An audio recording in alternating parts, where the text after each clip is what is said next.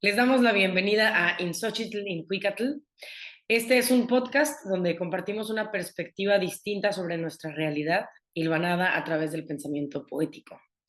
Cada episodio abordamos un tema o un concepto y usamos los lentes de la filosofía, psicología, mitología y del arte para analizar los horrores asombrosos del mundo moderno.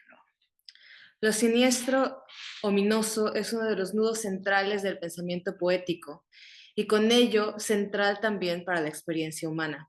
Invocándolo a través de la poesía, a través de Inxochitl, lidiamos con ello. ¿Por qué esta experiencia es tan relevante y dónde podemos verla representada?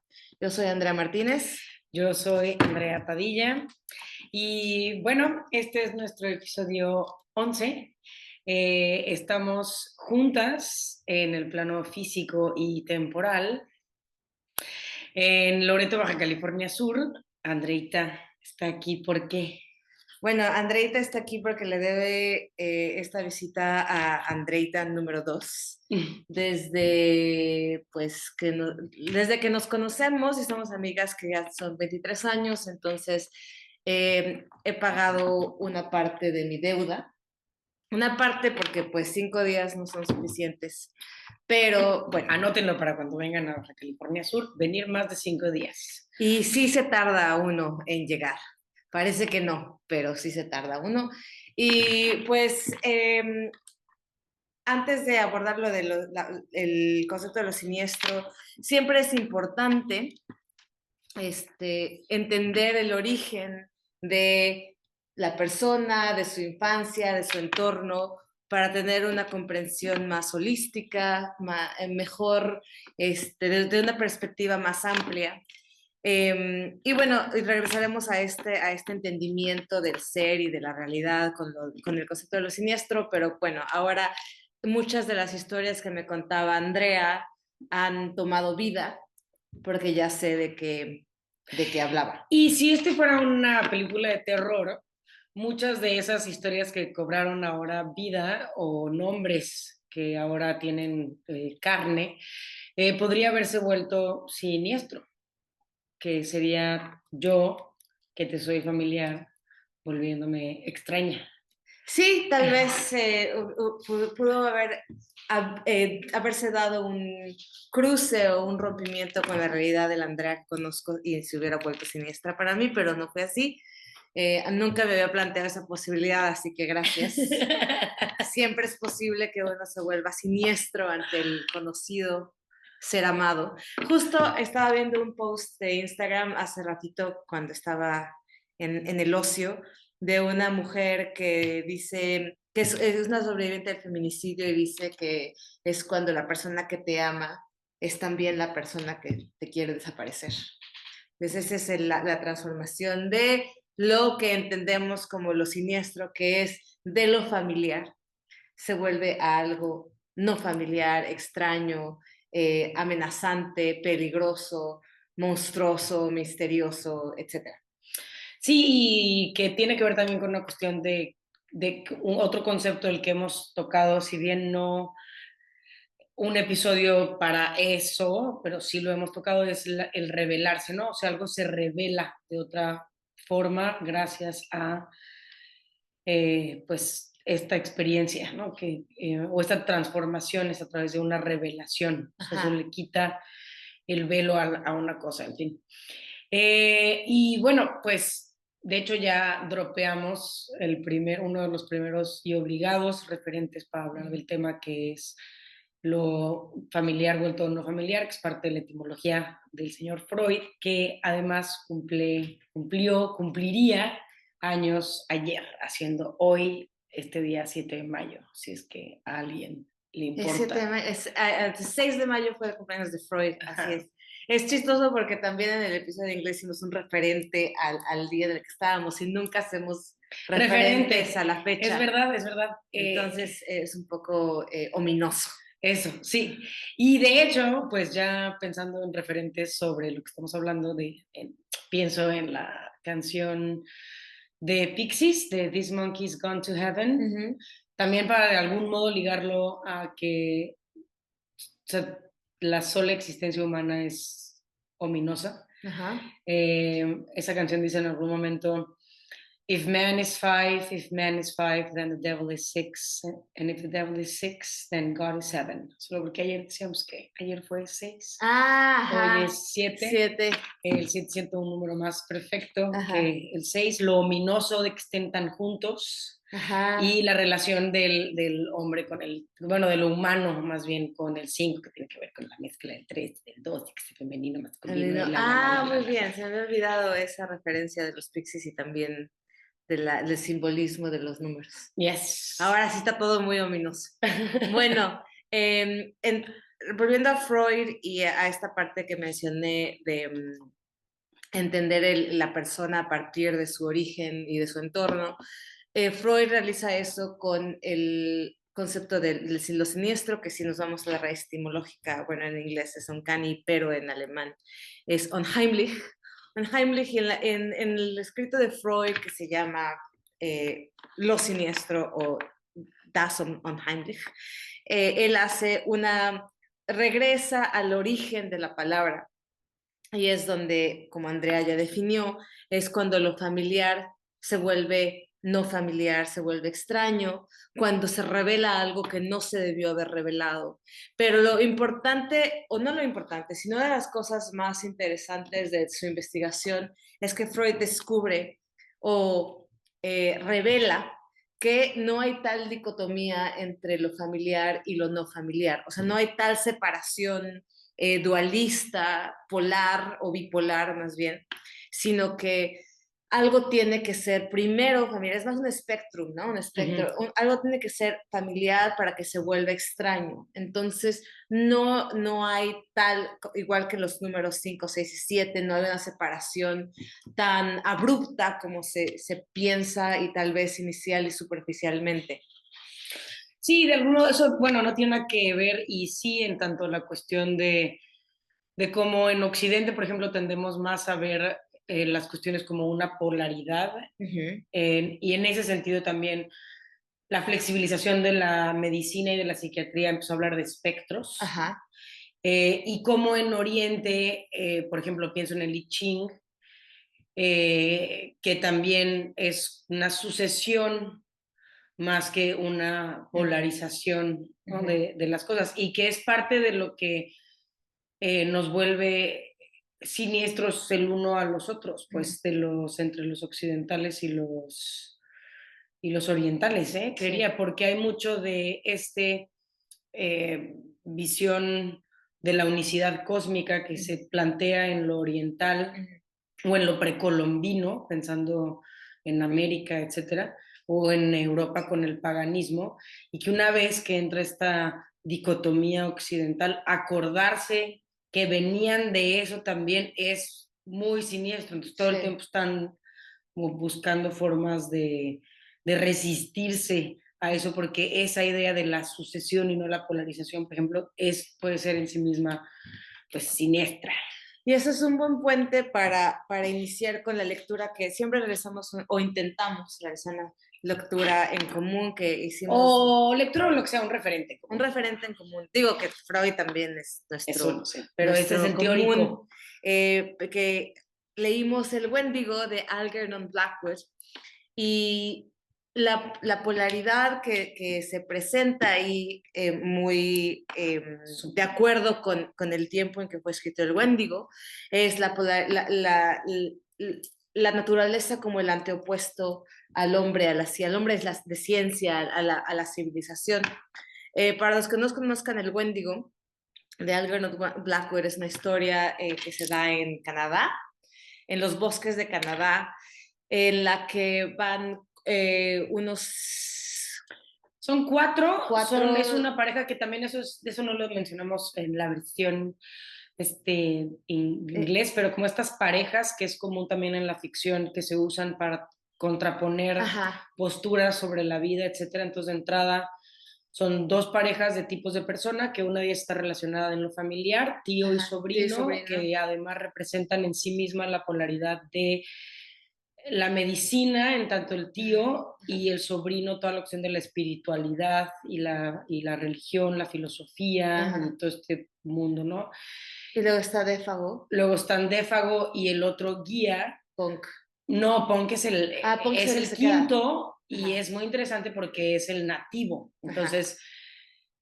y ahí gracias a ese cuerpo y a la relación que ese cuerpo tiene con la naturaleza también tenemos como otras pues, contenido interesante, ¿no? Que podemos poner sobre la mesa. Como, o sea, son Como el estas cuatro puente. parejas, os digo, estas cuatro personas completamente occidentales. Sí. Y este Civilizadas, quinto. científicas, de Bueno, estudios. Ajá. unos de estudios y los guías, Ajá. más bien más como en esta cuestión de de ser como de esta banda aventurera que se aventuró al terreno de este nuevo mundo en términos occidentales, y también los estragos que esa relación con este mundo tuvo, o sea, como un poco como lo que Lovecraft plantea también en Tulum, ¿no? O sea, que Sí, está Lovecraft toda también la es muy cuestión de siniestro. los nativoamericanos, ¿no? Ajá. Y eso como la experiencia de estos americanos, digamos, o sea, como lo que llamaríamos gringo nosotros, o sea, los blancos, teniendo estas experiencias hórridas y más hórridas porque vienen de estos seres que pues según la controversia de Valladolid quizá no tuvieran ni alma, ¿no? La controversia de Valladolid, para quienes no sepan, fue un juicio que ocurrió en donde pues es de Fray Bartolomé de las Casas, ¿no? Él es quien defiende el ala, el polo de pues la banda originaria de estas tierras, diciendo ellos sí tienen alma versus, no me acuerdo cómo se llama el otro español, que dice que representan los dos a la iglesia y como este tema de si ellos no tienen alma, que es por lo que puja este señor, otro que no es Fray Bartolomé de las Casas, es podemos hacer con ellos un montón de cosas porque Diosito nos los puso ahí para que nosotros, y es más, han sido agentes del demonio, ¿no? En fin. Bueno, regresando al Wendigo, esta misión, ¿no? De estas 4 personas más punk que van a acampar, yo creo que no se van a están cazando, están en casa, no, van a cazar y ahorita se me acaba de ir el nombre, alce creo que es lo que van a cazar. Ajá, sí es cierto. Y es interesante, bueno, es interesante también, siento como mexicana, cuando estaba leyéndolo y luego terminé en audiolibro, dije, es Canadá. Y también pensar en cómo hay un lugar en donde, para mí, que crecí en este lugar donde vienen muchos pues, gringos y canadienses, como había hasta una cuestión medio siniestra porque el canadiense justo podría parecer gringo, pero no era. Ajá. Y sí hay unas diferencias culturales que se han ido aprendiendo porque el primer como que turista que bajó con constancia fue pues, los americanos.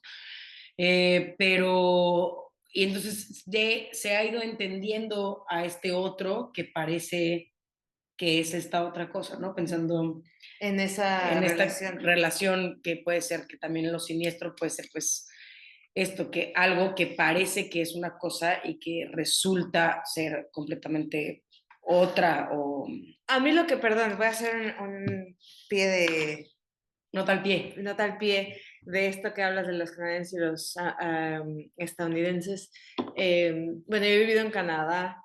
Ajá. Y creo que una de mis observaciones recientes ha sido, que tampoco es así muy profunda, es que los canadienses se quieren definir con respecto a los estadounidenses, a diferentes de ellos, ¿no? No son iguales, nosotros no somos iguales, nosotros somos chillax, somos más amigables, no tenemos una política tan ruda, tan hawkish, ¿no? Como los gringos. Y sin embargo, la tragedia del pueblo canadiense, me parece, es que sí son mucho ellos. O sea, su diferencia es que ellos quieren, es una moral reactiva, como la moral nietzscheana, ¿no? De definirse a partir del maestro, del máster, ¿no? Y ellos tienen una moral... Del amo. Del amo, que Nietzsche habla la moral del esclavo, es una moral reactiva. Entonces los canadienses, bueno, ahora, aparte, que eso también ya lo había yo pensado anteriormente, porque al principio sí caí en el cuento. En la propaganda. Ajá, de que sí eran bien distintos, pero la neta es que no, y pues esa es su tragedia, ¿no? Como pueblo, me parece. Que nosotros tenemos otra, pero... Sí, otra, sí, no importa, no se trata de comparar. Bueno, aquí sobre todo los canadienses luego tienen mala fama de ser bad tippers. Ajá. O sea, que dan mala propina, pero bueno, ese ya es otro tema, otro problema social. Regresando al Wendigo, sí, van a ir a cazar y tienen...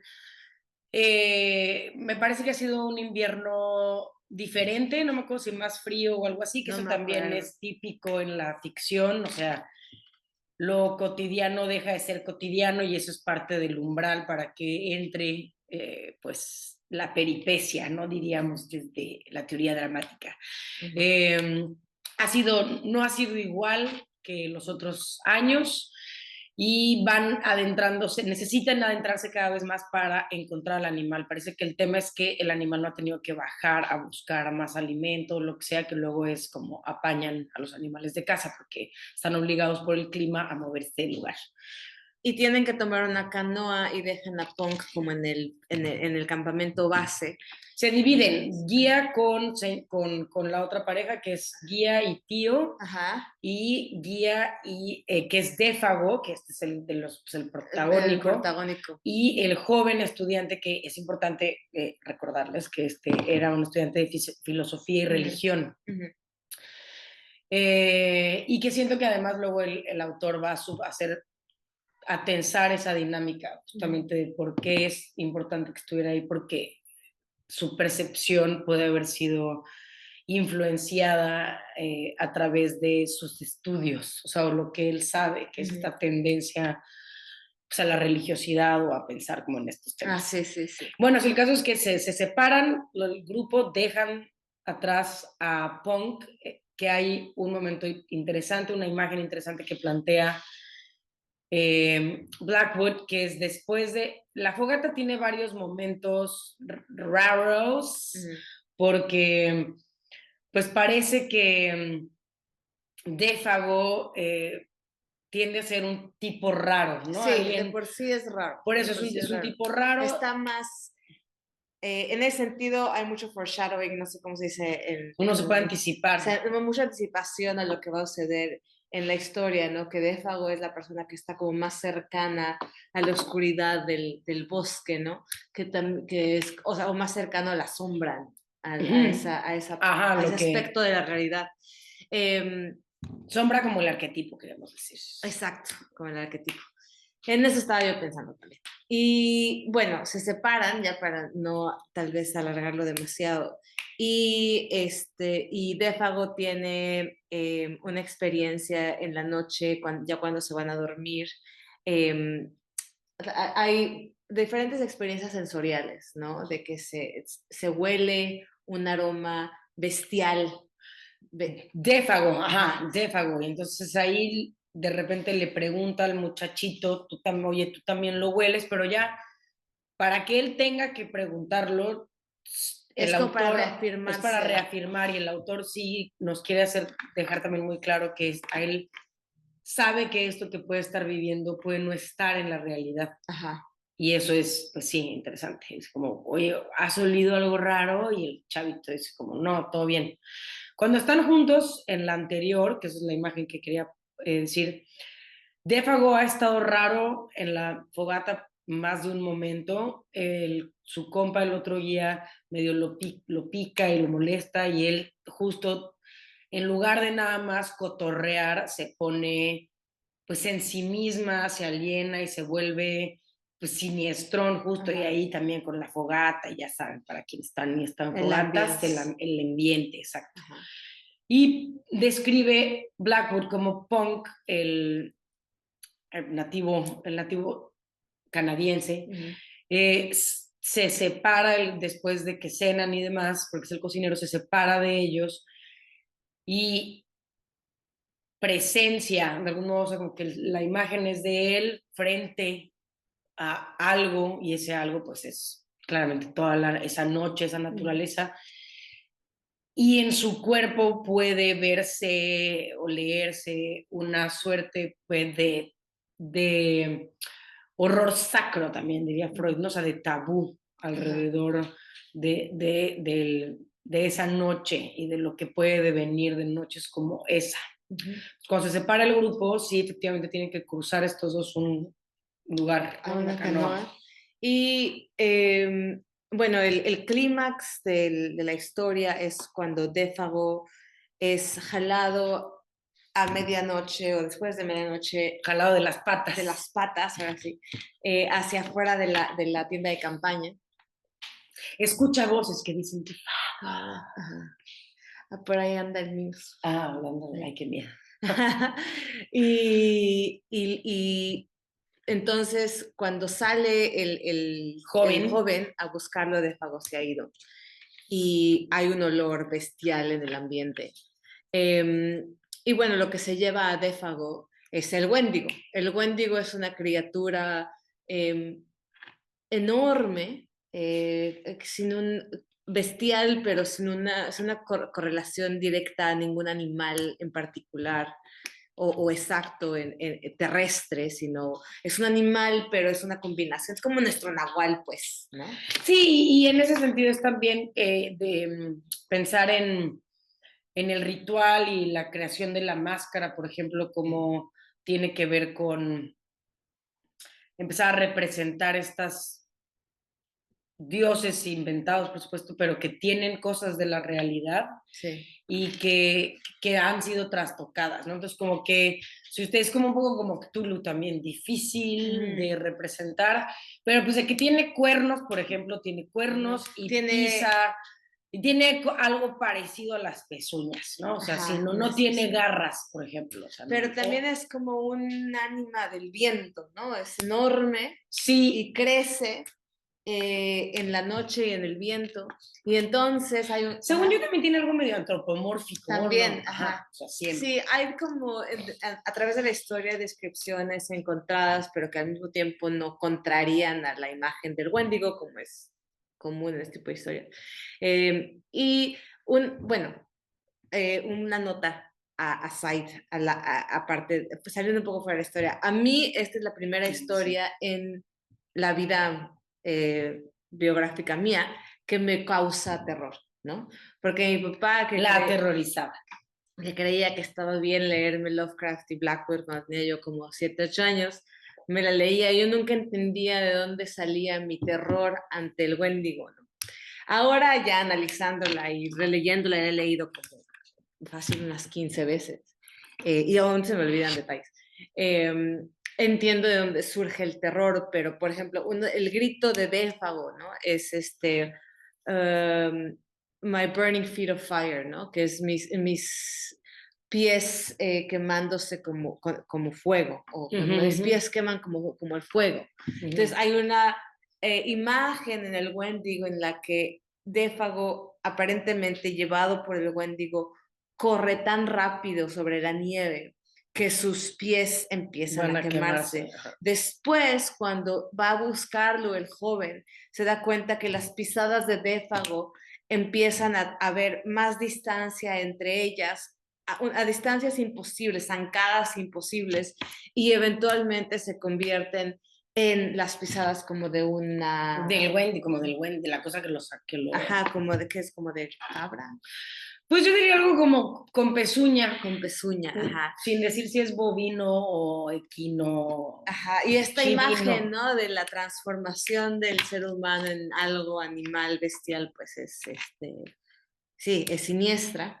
Sí, y que también, o sea, pensando en que este sería una de las versiones de las experiencias de lo siniestro, que es esto, la naturaleza como este gran otro de donde vení, y que es algo muy occidental, además, como este cuento que es decimonónico, que es aquello de donde sé que vengo, me es extraño, y eso está también muy, hace mucho hincapié el autor a través de decirnos de cómo Défago le dice a este joven, mira, si algo llega a pasar, que ya de entrada ahí pues está la anticipación, si algo me llega a pasar así y así ya asado y llegas a la canoa, ¿no? De regreso. Y como en este trayecto a este otro campamento, pues es pensar que aunque se están adentrando mucho en ese espacio, hay lugares que no vamos a tocar como humanidad. Entonces ya ese solo pensamiento es algo siniestro o así planteado para este mundo que creó el Wendigo y otras historias como Lovecraft mismo, o sea, que es este mundo que es tan nuestro que se siente y que según, por ejemplo, el cristianismo ha sido hecho para nosotros y nuestro disfrute, es más bien el Disneylandia de los antiguos, ¿no? ¿Y qué pasa si se despiertan? O sea, eso, pues, Sí. También en el aspecto de la imagen psicológica que presenta el Wendigo, no sé si Arnold Blackwood lo hace voluntariamente o no, pero es como aquellos lugares a los que la mente no va o se rehúsa a ir porque son a nivel freudiano el inconsciente, pero también esta parte que dices de no querer regresar al origen, ¿no? De no querer mirar hacia, como sociedad occidental, no querer mirar hacia de dónde provenimos. y yo diría el no querer mirar en general también eso como una entrada a cosas, a generar lo siniestro, como el ritual, por ejemplo. O sea, el ritual, mucho de los rituales o de las pleitos familiares que también generan ciertos rituales, por ejemplo, o sea, o prácticas que van a marcar toda la vida. De aquí quiero llegar a los secretos familiares, pues, para decirlo de una vez. Los rituales también son para generar un olvido sobre algo, pueden serlo y decir de aquí para el real esto va a ser de esta manera y este ritual va a marcar eso, ¿no? Y que puede justo no tener nada que ver con la realidad. También por eso el estudio de la religión siempre se vuelve pues muy conmovedor porque todas esas cosas siniestras las provocamos nosotros y parte de eso tiene que ver con no querer lidiar con la realidad. Como pasa justo hablando de esto, de lo siniestro a través de la revelación, pues eso es el fracaso del, o bueno, más bien la revelación justo de esto, del secreto familiar. O sea, y Freud va a decir, por ejemplo, que todas las familias guardan un secreto y que no es el secreto, o sea, bueno, que es un secreto que es en general en sí innombrable, ¿no? Que quizá sobre también sobre esto Lacan también intuya o proponga su versión sobre qué es la locura, que es algo que se hereda y es una palabra que se hereda, pero no sabe, o sea, el neurótico, el familiar neurótico no sabe cuál es esa palabra y el loco no la puede decir. Y entonces, bueno, pero bueno. Bueno, que es lo mismo que Freud dice con respecto a lo siniestro, que es una revelación de algo que debió haberse mantenido oculto, la revelación de una realidad que estaba oculta. Y bueno, las experiencias del... Perdón, bueno, nada, pensando en los secretos familiares, pienso en la película esta de Festen y como esa muchas... Ay, Festen es una maravilla. ¿Y qué es esto, no? O sea, una familia que se reúne porque fiesta, lo que rompe el cotidiano, y se revela pues que el papá abusaba de todos y eso es algo siniestro, así como que sea el niño o en la infancia donde esté donde se halle el demonio, eso también hace algo siniestro porque la familiaridad con la infancia está más bien puesta simbólicamente en su inocencia, pues sí, su inocencia, ¿no? Sobre es todo por y más eso que películas nada. como El bebé de Rosemary, ¿no? No, bueno, el bebé, no, sí, el bebé de Rosemary, pero sobre todo la profecía, o sea, niños que sonríen siniestramente, ¿no? O sea, ya saben. Sí, y que son el diablo. Pero bueno, también pensando de salir para dos lugares, uno es la experiencia de lo siniestro en la vida diaria y la experiencia de lo siniestro en los medios o en películas y en libros. Bueno, ya vimos El Wendigo, El bebé de Rosemary, La profecía, Festen. En el nivel personal, por ejemplo, solo para dar una idea de dónde encontramos lo siniestro, que a veces, por ejemplo, Heidegger dice, ¿no? Heidegger dice que encontramos lo siniestro cuando no estamos familiarizados con el entorno. Es un poco diferente que la interpretación de Freud y tal vez no tenemos muchas ocasiones para encontrarnos en un lugar con el que ya no estemos familiarizados, porque todo lugar al que vamos hay un McDonald's, un Starbucks, todas las ciudades europeas tienen más o menos las mismas facilidades, ¿cómo se dice? No, accesos, ¿no? O accesos. lo que también decíamos hace rato. En todos lados hay Wi-Fi y GPS. Y en todos los pueblos hay un kiosco. O también, entonces, encontrarte con lo siniestro no es necesariamente algo que en la modernidad o en el siglo XXI sea tan común o que hemos querido que sea menos común porque tratamos de no tener cosas ocultas, ¿no? Que se puedan revelar. Sobre eso, y creo que también en algún otro episodio lo he no, dropeado, que es el maestro Tanizaki, sobre el elogio de la sombra, que dice, gracias a Occidente, Oriente perdió las sombras, ¿no? En particular Japón. Y el rasgo más fuerte de eso es esta iluminación, o sea, que nosotros los occidentales, y de ahí se puede ser un occidentalómetro, eh, llegamos a un lugar y switcheamos, luego prendemos el switch, levantamos el switch y ese switch ilumina absolutamente todo. Y el peor terror que tenemos es que justo o no prenda ese switch o que cuando prendas ese switch veas tú pues al chamuco. O sea, de hecho, cosas como Midsommar. Al cucufate. ¿Quién es el cucufate? El cucufate, no sé si viene de Hidalgo o de Oaxaca, pero de alguno de los dos lados, porque es algo que dicen mis papás. Es el diablo. El cucufate. El cucufate. Ajá. Pues sí.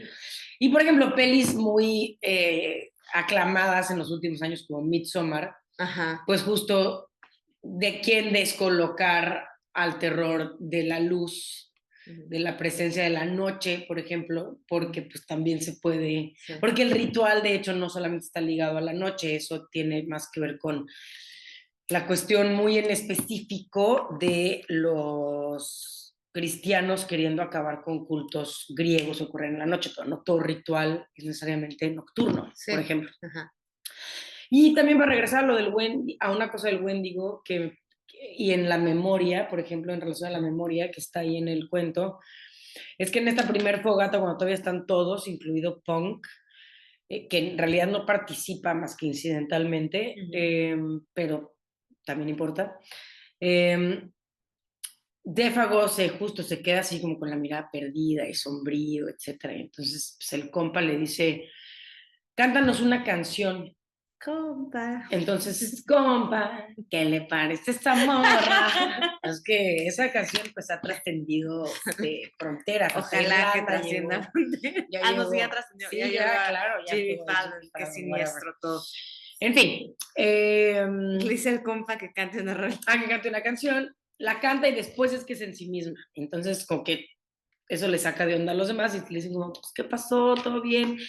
Y Défago dice, sí, quizá eso que me hizo recordar la canción me trajo a este lugar sombrío y a este estado del que ahora ustedes me quieren sacar. Yo no lo hice así de elocuente, pero a eso se refiere.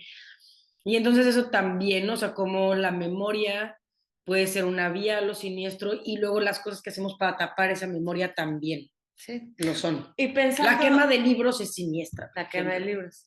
Y el ejemplo que a mí se me ocurre es, por ejemplo, si tú lees tus diarios de cuando tenías hace 20 años, ¿no? La falta de reconocimiento del yo, 20 años. Del yo, tal vez, porque a veces creemos que hay una continuidad de la identidad y cuando tal vez nos encontramos con la evidencia de que no es tan clara linealmente de cómo llegué hasta acá, eso puede ser siniestro también. Y asimismo, las memorias que han sido reprimidas por abuso, violencia en la niñez, también cuando se revelan, son psicológicamente una experiencia muy siniestra.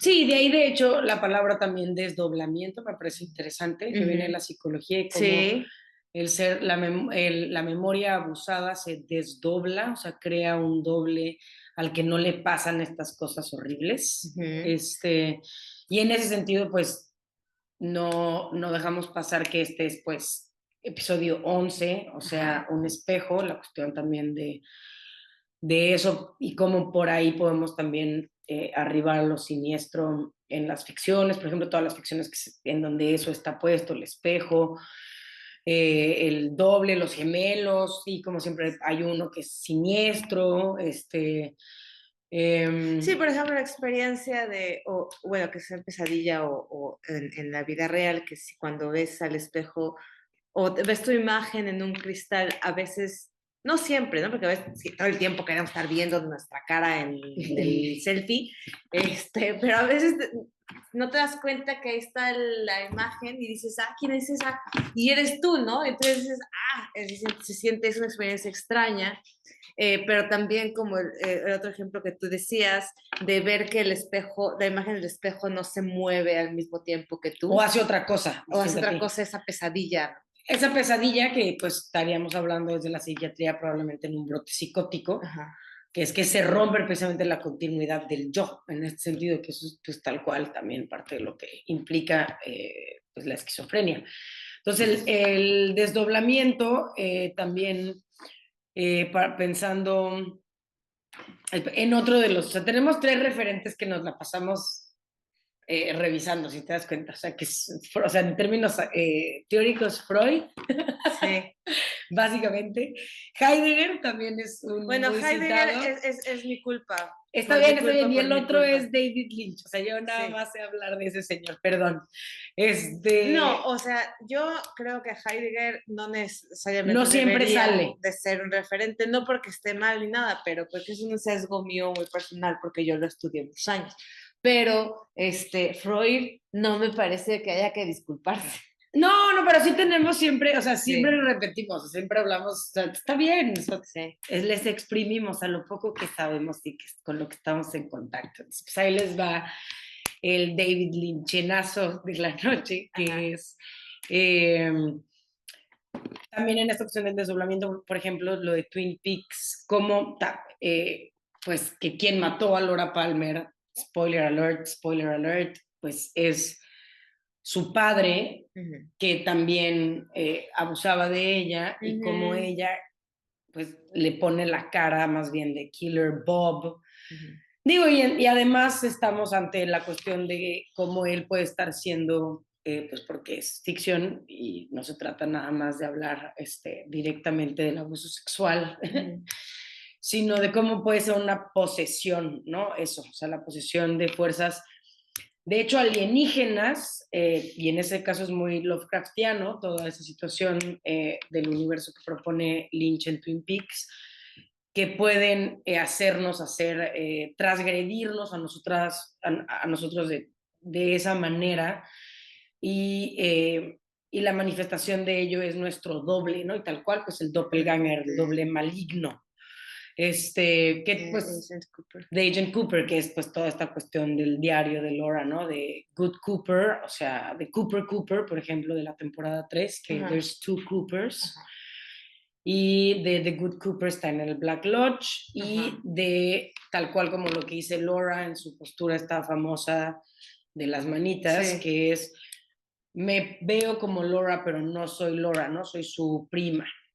Eso también en las novelas es súper común, en las telenovelas mexicanas, como la cuestión de la gemela, o sea, algo le pasa o la gemela que vuelve, porque cambiaban de actrices luego, un accidente terrible que hace que le cambie la cara, y como luego eso vuelve locas a los personajes que eran los malos, ¿no? Lo que sea, ¿no? La desfiguración, porque no soy yo ya esa imagen.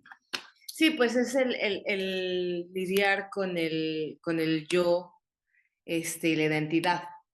Esta representación, por ejemplo, en Twin Peaks de Cooper, o sea, que es como repetir, que es también el reflejo de lo que decíamos del 11, y cómo se dice que la séptima imagen, reflejo, perdón, no eres tú, ¿no? Y es justo toda la cuestión del doble también, si no es esto que pudiera ser algo distinto a uno en términos de la relación en el espejo.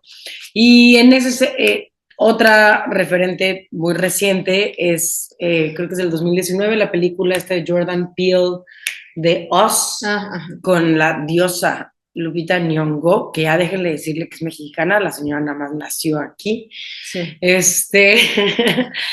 Le ha de parecer siniestro, porque pues justo no tiene raíces, en fin.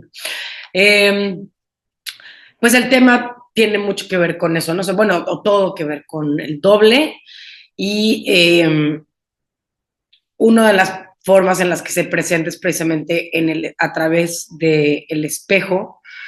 Si no la han visto, véanla. Luego siento que como todo Jordan, bueno, a mí todas las de Jordan Peele me han gustado mucho, pero también, no sé, siento que a veces hay algo que no las termino de amar tanto Sí, no, como yo no quisiera soy, o sea, amarlas, sí las pero sí me aprecio, pero gustan no tan mucho. fan. Sí soy fan, sí soy fan. Luego, ¿qué más? A partir del espejo, la repetición de...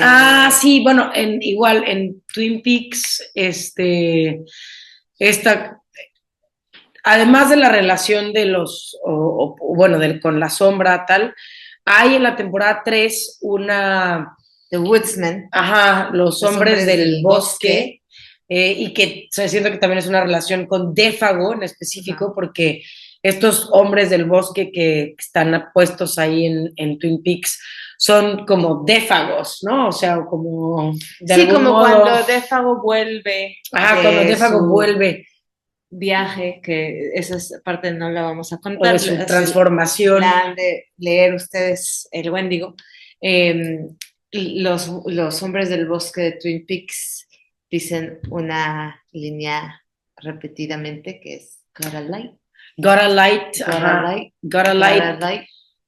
Y es como, si tú tienes una conversación con alguien y de repente alguien empezar así a repetir Es el déjà vu también, o ajá, sea, que es el luego déjà uno vu. tiene miedo, que uno dice, ya me repetiste, ya te lo he contado a ti, Sí.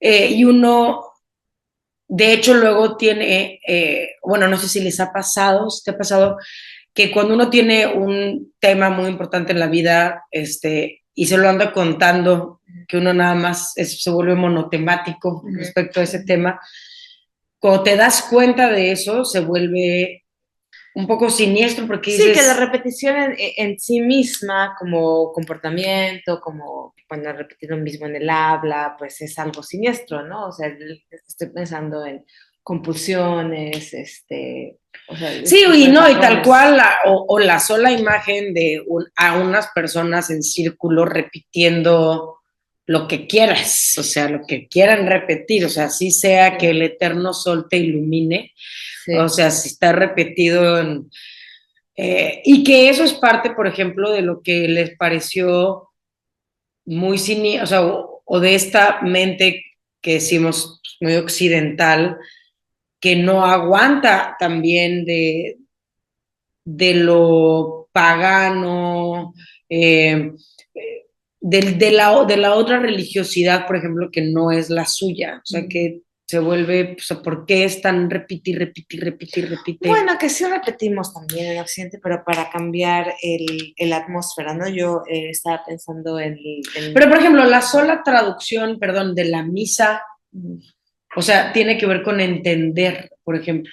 O sea, al Sí, occidental le cuesta trabajo, esto te lo dicen, quienes hayan ido a clases de yoga donde nos hagan cantar en otro idioma, que dicen sí, como, no necesitan saber qué es lo que significa. Y sí, casi sí. todos entramos en, no, sí, dígame qué significa, porque no quiero andar ahí diciendo, invocando al diablo, justo, o Ajá, sea, ajá. de fondo Sí. está eso. Y bueno, ya para concluir con el otro referente de siempre, que no es de siempre, pero también es el de siempre, Un eh, consen. Heidegger, al final de su vida filosófica, escribe sobre Hölderlin, el poeta alemán, y Hölderlin hace una traducción de Antígona de Sófocles. Y en el acto 2 el primer verso del coro, no, no el primer verso, no es cierto.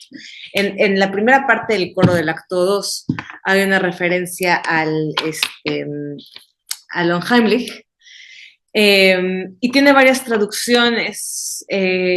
Digo, para Heidegger, Antígona es importante de varias maneras, pero eso no lo vamos a abordar hoy porque me da un poco de flojera. Simplemente es el concepto de Heimlich, cómo lo traduce Hölderlin, porque Hölderlin traduce Sófocles de otra manera. De hecho, es severamente criticado porque dicen que se volvió loco, ¿no? Por Ajá. traducir Sí, Sófocles. sí, no, o sea, por cómo traduce Sófocles. Entonces, recibe críticas, se mofan de él, dicen que ha perdido la cabeza. Efectivamente, después la pierde, pero no se sabe si ya la estaba perdiendo cuando traduce Antígona. Y bueno, Ay, pero ¿por qué? Pues porque ¿por qué tiene fue una... tan criticado? Es como, es la Antígona que él traduce es mucho más poética que la original traducción, que no sé quién Ah, y es. el poeta y el loco siempre sufren, ¿ya ven? Ujú. O el Y poeta es el bueno, loco. una de las traducciones anteriores a Hölderlin dice, muchas son las maravillas, muchos son los horrores o los terrores, pero ninguna tan maravillosa como la raza humana, ni más peligrosa. Esto todavía polariza a Heimlich entre maravilloso y terrorífico. Y Hölderlin traduce esta misma estrofa del coro como mucho es lo monstruoso, pero nada más monstruoso que el hombre como el ser humano. Entonces, la monstruosidad engloba el Unheimlich, ¿no? La monstruosidad como algo terrenal, pero también que es algo que está tergiversado, eh, transformado, ¿no?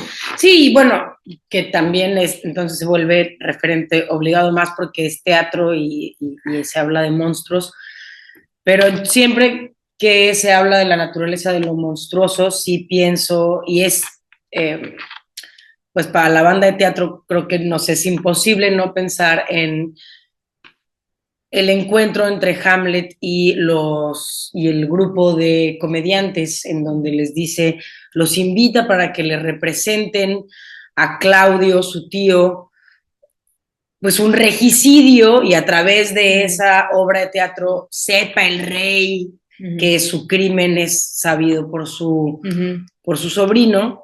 Y justo les dice, iba a decir nos dice, pero pues sí nos dice a los actores el príncipe de Dinamarca que nuestra naturaleza es monstruosa porque la podemos transformar o haciendo un teaser a nuestro próximo episodio, la podemos degenerar, ¿no? En eso, y ahí también, pues, no dejar de poner sobre la mesa que el acto de actuar o lo que la representación trae en sí misma una cuestión de repetir, de volver a presentar aquello que se había ausentado, ¿no? Y eso es la ficción también, eso es el poetizar, contar algo que ya no está, o sea, algo que yo viví, que yo experimenté, que vengo y te lo cuento y tú ni estuviste en mi experiencia ni nada, pero es presentarte aquello que, pues, que estuvo. Eso como en la cuestión de los poetas más bien de paisaje como Whitman, pero en el teatro, por ejemplo, pues de traer a la presencia al muerto que tiene que ser vengado, tal cual. Y bueno, pues en esa nota nos despedimos. Hagan presente la monstruosidad en su vida, pero no se vuelvan demasiado monstruosos. Pues como que, bueno, igual desde la actuación, pues no se claven en su personaje, ¿no? Sí, no se identifiquen demasiado con su personaje. Siniestro, con su doble, siniestro. Y desde Loreto. Y no, sí, ya, se me olvidó, como la vez pasada, y pensé que lo iba a decir desde antes, pues además somos dos Andreas. Sí, somos dos Andreas, dobles. Desde Loreto, Baja California Sur, un saludo. Y el próximo capítulo, Menos Espejo, capítulo 12, ya lo haremos desde nuestros respectivos pantallas de Zoom. Sí, además, y de nuestros respectivos, pues, degeneres. Nosotros somos, bueno, yo soy Andrea Padilla. Yo soy Andrea Martínez, sí, Andrea Celeste. Lo siniestro. Somos en Xochitl. Sí, antes de despedirnos, sí quisiéramos decir que porque se mencionó, casi todo el tiempo no nos vimos en la grabación, porque precisamente nos parecía un poquito siniestro. Nada más ver la pantalla. Nada más ver la pantalla. Entonces, pues somos In Xochitl Inquicatl. Síganos en nuestras redes. Gracias. Bye.